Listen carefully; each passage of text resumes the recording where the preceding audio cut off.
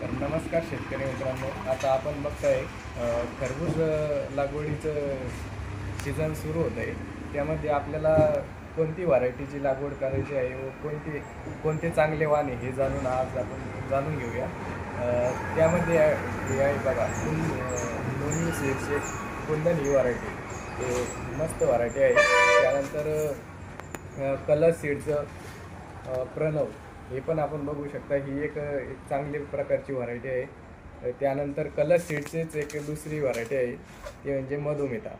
ती पण आपण घेऊ शकता. ॲडव्हान्टेज सीड्सचे मधू आहे बघा. ही पण एक चांगली व्हरायटी ही आपण घेऊ शकता. त्यानंतर सिमोन सीड्सचं खुशबू ही एक व्हरायटी आहे. ही आपण हेवी मॅनेजमेंटवरती घेऊ शकता. त्यानंतर